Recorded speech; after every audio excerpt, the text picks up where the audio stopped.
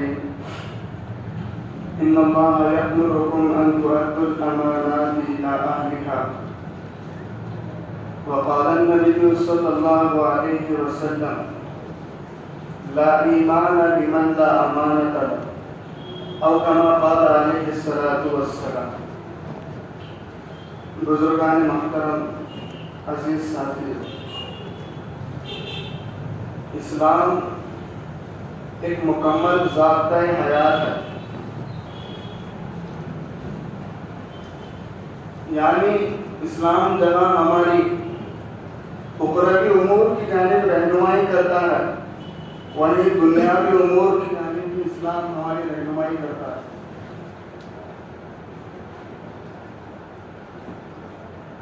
جیسے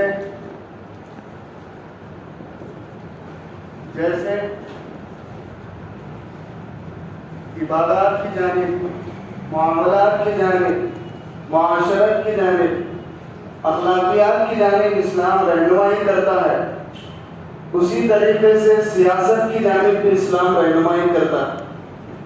ہم سمجھتے ہیں کہ اسلام کا سیاست سے کوئی تعلق نہیں، حالانکہ یہ غلط تصور ہے۔ جتنا زیادہ اسلام سیاست کی جانب رہنمائی کرتا ہے، پوری دنیا میں کوئی مذہب ایسا نہیں ہے جو سیاست کی جانب اتنا رہنمائی کرتا ہے۔ ہمارے ذہنوں میں غلط تصور ہے کہ سیاست اسلام سے الگ چیز ہے۔ ہاں، سیاست وہ جو اسلام کے طریقے کے مطابق ہو وہ اچھی سیاست ہے۔ آج کل جو دنیا میں چل رہی ہے اس کی تائید اسلام نہیں کرتا۔ تو اسلام کا سیاست سے تعلق ہے، ایسا نہیں کہ سیاست سے اسلام کا کوئی تعلق نہیں۔ ابھی الیکشن قریب ہے، لوگوں کے ذہنوں میں یہ بات چل رہی ہے کہ ووٹ کی شرعی حیثیت کیا ہے، ووٹ ڈالیں یا نہ ڈالیں، ڈالیں تو کس کو ڈالیں، بہت سارے سوالات ہیں۔ اور یہ سوالات کو لے کر ہم جب قرآن کی جانب رجوع کرتے ہیں تو قرآن ہماری رہنمائی کرتا ہے، کیونکہ اسلام ایک مکمل ضابطہ ہے، ہر چیز کی رہنمائی اسلام میں ہے۔ اللہ تعالیٰ نے فرمایا ان اللہ یأمرکم ان تؤدوا الامانات الی اہلہا۔ اللہ تعالیٰ حکم فرما رہے ہیں لوگوں سے کہ اے لوگوں، امانتوں کو ان کے اہل کی جانب سپرد کرو، امانتوں کو ان کے اہل کو ادا کر دو، جو امانتوں کے اہل ہیں ان تک ان کی امانتیں پہنچا دو۔ اور امانت کا تصور ہمارے ذہنوں میں کیا ہے کہ کوئی آدمی ہمارے پاس ایک چیز رکھے اور کچھ دن کے بعد آ کر اس چیز کا مطالبہ کریں اور ہم اس کی چیز اس کو دے دیں تو ہم سمجھتے ہیں کہ ہم نے امانت کو ادا کر لیا۔ ہمارے ذہنوں میں امانت کا تصور صرف اتنا ہے، حالانکہ امانت کا بہت وسیع مفہوم ہے، بہت وسیع مفہوم ہے۔ مثال کے طور پہ میں جو آپ کو سمجھانے کے لیے، جیسے پولیس والے ہیں، ان کا کام کیا ہے؟ مظلوم کو انصاف دلانا۔ کوئی بھی مظلوم ان کے پاس جائے تو ان کو انصاف دلانا یہ ان کا کام ہے، لیکن پولیس والے ظالموں کا ساتھ دے تو یہ امانت میں خیانت کرنے والے ہو جائیں۔ اسی طریقے سے کوئی آدمی کسی عہدے پر مقرر ہے، سرکاری ملازم ہے، اور اس کو سرکار کی جانب سے تنخواہ بھی مل رہی ہے، لیکن پھر بھی وہ سامنے والے سے پیسے مانگتا ہے تو یہ بھی امانت میں خیانت کرنے والا ہے، خائن نہیں۔ اسی طریقے سے کسی کی ڈیوٹیاں 10 گھنٹے کی ہیں، وہ 8 گھنٹے ڈیوٹی کر کے چلے جا رہا تو یہ بھی خیانت کرنے والا ہے۔ کوئی آدمی کسی کو کوئی چیز دے اور وقت متعین کر دے کہ بھائی آپ ایک دن اس چیز کو استعمال کرو، اور وہ دوسرے دن بھی اس کی اجازت کے بغیر استعمال کر رہا تو یہ بھی خیانت کرنے والا ہے۔ اسی طریقے سے آپ کے پڑوسی یا رشتے دار آپ کو کوئی اچھی چیز گھر میں بنی تھی، آپ کو تحفتاً بھیجے کھانے کے لیے، تو جو کھانے کی چیز ہے اس پر آپ کا حق ہے، جو برتن ہے وہ آپ کو واپس کرنا ہے، لوٹانا ہے ان کو۔ لیکن آپ نے کہا کہ بھائی برتن بعد میں لے لو، آپ کھانے کی چیز تو کھا لیے لیکن برتن بھی استعمال کر رہے ہیں تو آپ یہ بھی خیانت کرنے والے، یہ بھی خیانت ہے۔ خیانت کا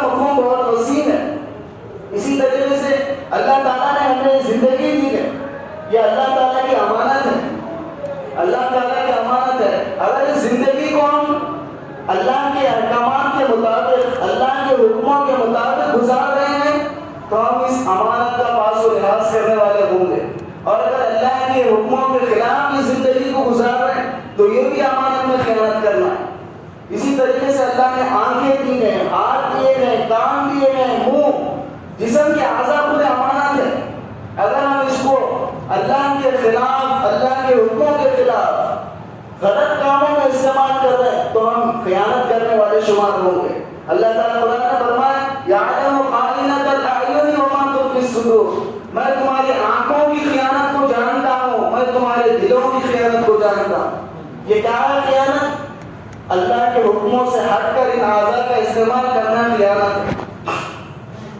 تو امانت کا مفہوم بہت وسیع ہے۔ اسی طریقے سے جو ہمیں ووٹ ڈالنے کی طاقت ہے، جو ووٹ ڈالنے کا ہمیں اختیار ہے، یہ بھی اللہ کی طرف سے ایک امانت ہے۔ اور امانت کے متعلق اللہ تعالیٰ قرآن میں کیا فرمایا ہے؟ ان اللہ یأمرکم ان تؤدوا الامانات الی اہلہا، امانتوں کو ان کے اہل کو سپرد کرو، ان کے اہل کو دے دو۔ تو اب ہمارے پر لازم و ضروری ہے کہ ہم جب ووٹ ڈالنے جائیں تو ہم ایسے آدمی کو ووٹ ڈالیں جو واقعی میں ووٹ کا اہل ہو، اس کے اندر قابلیت، صلاحیت ہو۔ ایسے آدمی کو اگر ہم ووٹ ڈال رہے ہیں تو ہم امانت کو ادا کرنے والے ہوں گے، اور اگر کسی نااہل، برے اور بدمعاش آدمی کو ہم ووٹ ڈال رہے ہیں تو امانت میں خیانت کرنے والے ہو جائیں گے۔ اور خیانت کرنے والے کے متعلق حضور نے کیا فرمایا؟ لا ایمان لمن لا امانت له، خیانت کرنے والا لاکھ مرتبہ بولے، کروڑ مرتبہ بولے کہ میں ایمان والا ہوں، ایمان والا ہوں، حضور بول رہے ہیں اس کے دل میں ایمان نہیں۔ جو خیانت کر رہا اس کے دل میں ایمان نہیں۔ اور ایک مرتبہ حضور علامات قیامت بیان کر رہے تھے، قیامت کی علامتیں بیان کر رہے تھے حضور، اور فرمایا اذا اسند الامر الى غیر اہلہ فانتظر الساعہ، کسی نااہل آدمی کو عہدہ دے دینا، جب یہ نوبت آ جائے، جب یہ وقت آ جائے کہ کسی نااہل آدمی کو عہدہ دے دیا جائے تو قیامت کا انتظار کرو۔ تو ہمارے اوپر ضروری ہے کہ جب ہم ووٹ ڈالیں تو ایسے آدمی کو ووٹ ڈالیں جو ووٹ کا اہل ہو، جس کے اندر ووٹ کی اہلیت ہو۔ ووٹ ایک امانت ہے، میں یہاں پر چلا تو ووٹ اگر ہم کسی غیر اہل آدمی کو ڈال رہے ہیں، نااہل آدمی کو ڈال رہے ہیں تو یہ امانت میں خیانت کرنا ہو جائے گا۔ ووٹ کی ایک شرعی حیثیت تو امانت کی ہے، علماء نے ووٹ کی بہت ساری حیثیتیں بیان کی ہے، ایک تو امانت کی ہے۔ اگر ہم غلط آدمی کو ڈال رہے ہیں تو خیانت کرنے والے ہو جائیں گے، اور خیانت کی بہت سارے وعیدیں ہیں۔ اور دوسری اس کی جو شرعی حیثیت ہے ووٹ کی، وہ شہادت کی ہے، یعنی ہم کسی آدمی کو ووٹ ڈال رہے ہیں تو ہم اس کے متعلق گواہی دے رہے ہیں کہ یہ آدمی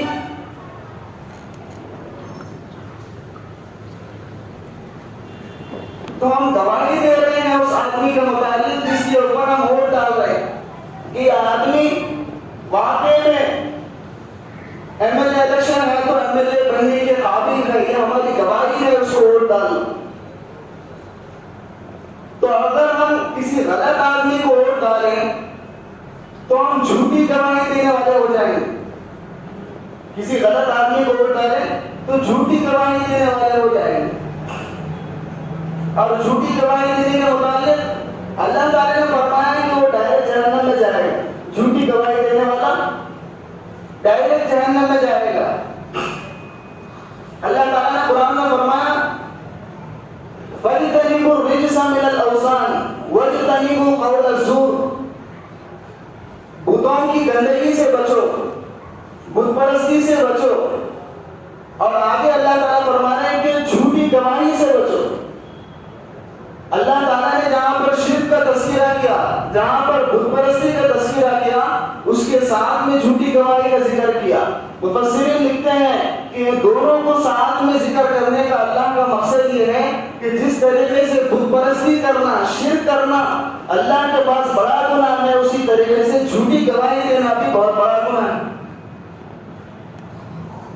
تو جھوٹی گواہی سے ہمیں بچنا چاہیے، اور اگر ہم کسی غلط آدمی کو ڈال رہے ہیں تو جھوٹی گواہی دینے والے ہو جائیں گے۔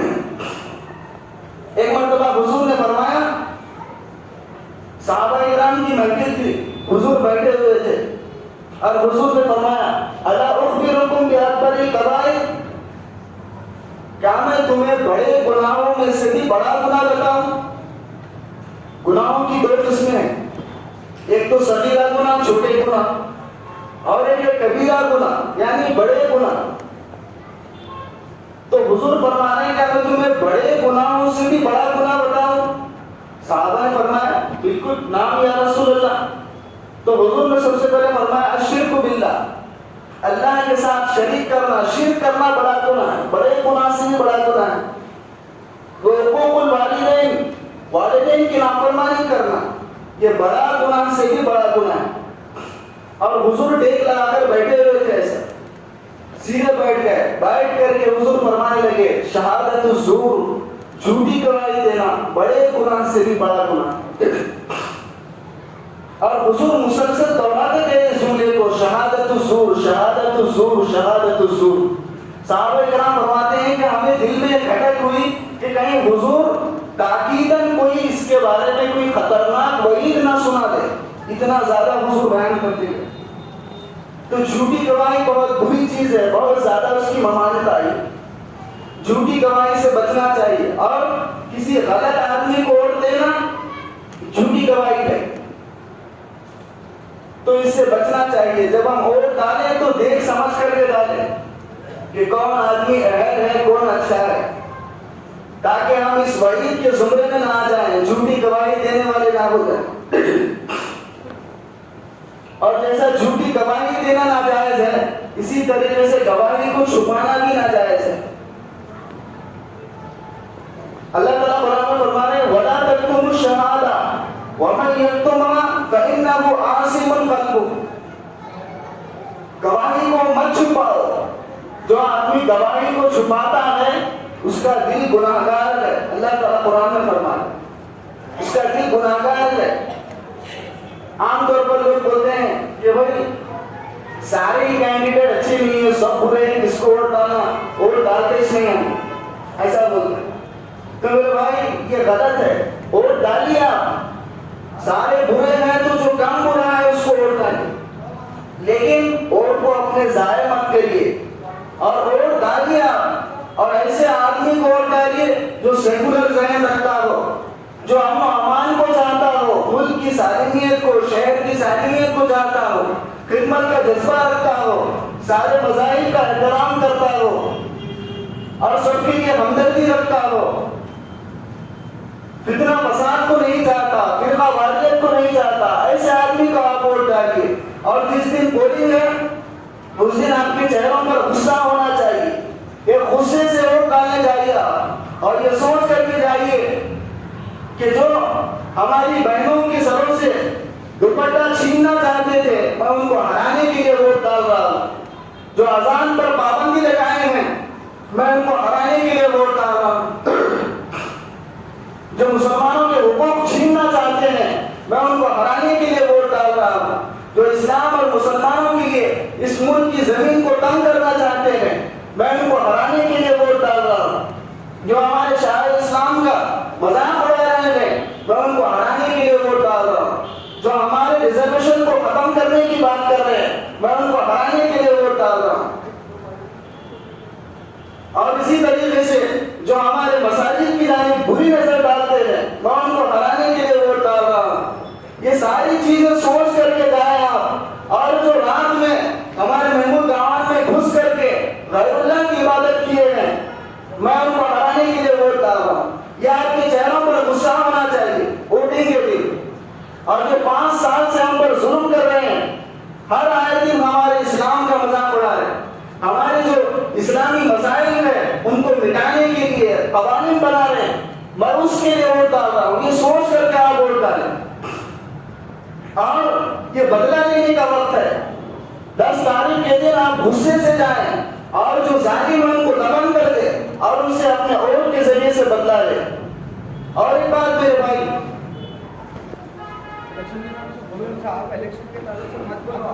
اور اسی طریقے سے بیٹھیے اور اسی طریقے سے ایک مسئلہ بتا کر کے بات ختم کروں کہ ووٹ کو بیچے مت، آپ اپنا ووٹ مت بیچیے. چند پیسے لے کر کے اپنا ووٹ بیچنا حرام ہے.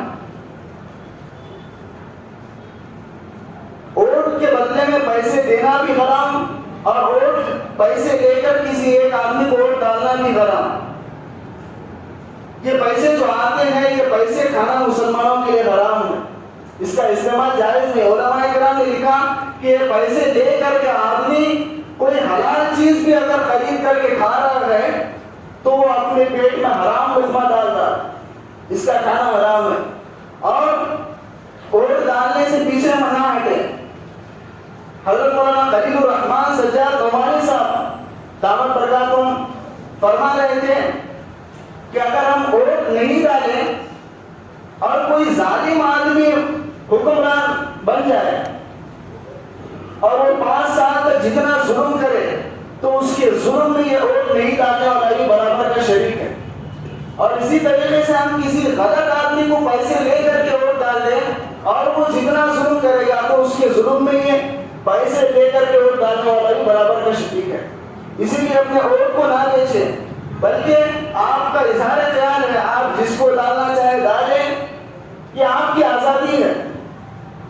لیکن کسی سیکولر آدمی, امن و امان کو چاہنے والے آدمی کو آپ ووٹ ڈالیں.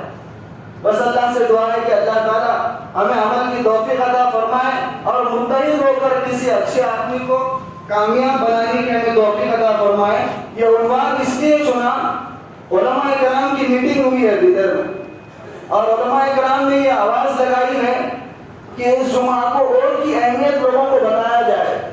جو مدعے ہیں, جو چیزیں مسلمانوں کے ساتھ ہوئے ہیں, وہ چیزیں مسلمانوں کے سامنے لائی جائے تاکہ ووٹ کے دن مسلمانوں کو ایک راہ ملے. ایسے نہ ہو کہ مسلمانوں کے دماغوں پہ پردہ ڈال کر کوئی جاہل اور فرقہ پرست آدمی اقتدار میں نہ آ جائے. اسی لیے یہ عنوان چنا گیا اور بیان کیا گیا.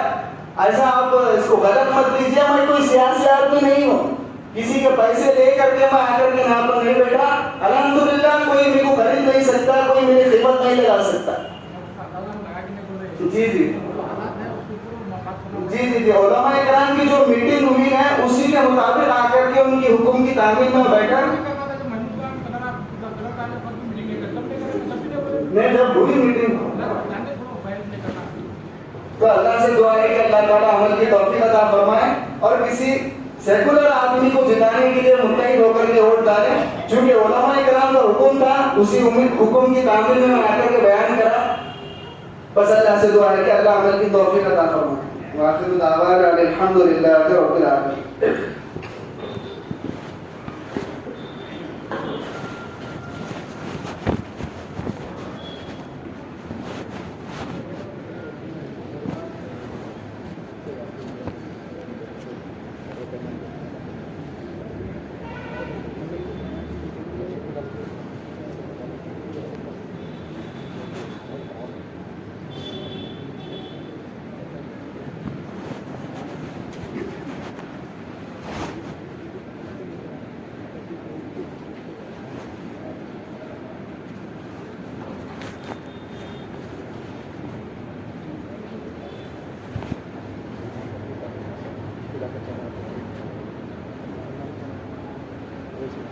Gracias.